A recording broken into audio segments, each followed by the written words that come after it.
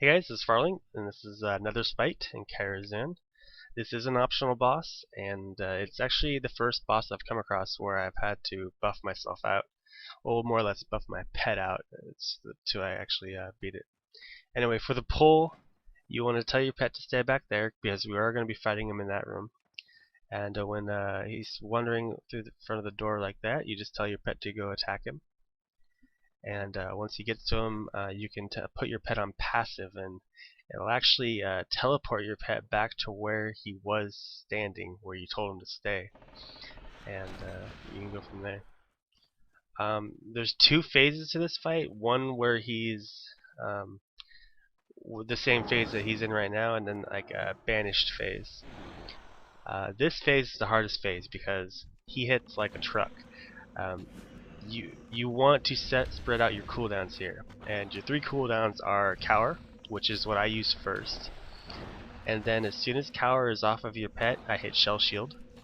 Make sure you always have Men Pet on your bar, using your two-piece tier 5 bonus, and then as soon as Shell Shield is out, you want to hit your Bestial Wrath and Rapid Fire, because with that combined with your two-piece tier 5, you're going to be doing a lot of damage, and that'll heal him up a lot.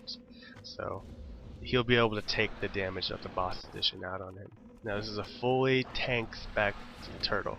You can click on the link in the information to find out what spec he is. So basically, if you spread out your cooldowns like that, you then should be able to cower again, and hopefully you'll make it into this phase without your pet dead. For this phase, it's imperative that you move to where I am right now, because he does do a breath that will knock you back, and if you're standing anywhere else, you might get knocked off a ledge and die somewhere.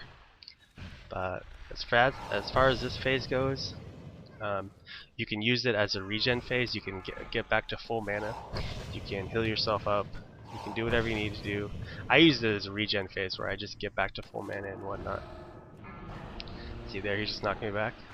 Alright, so he's coming out of the banish phase again, and when he comes out of the banish phase again, you basically have to do the rotation again, where you use Cower first, then Shell Shield, and then Bestial Wrath will be up again, and then Cower. I want to talk about the buffs I'm using. The buffs, like I said, first boss where I actually had to buff myself out, and I figured as long as I'm going to be buffing myself out, might as well go all out, okay? So what I've got is a Rune School of Fortitude. That's made from the new profession, the glyphs. And then there's Drums of Wild and Drums of Kings. I'm wearing a I think I just got a 30 stam, 30 or 60 attack power food buff on. And I'm also wearing a Flask of Lesser Resistance, because that increases your pet's resistance too.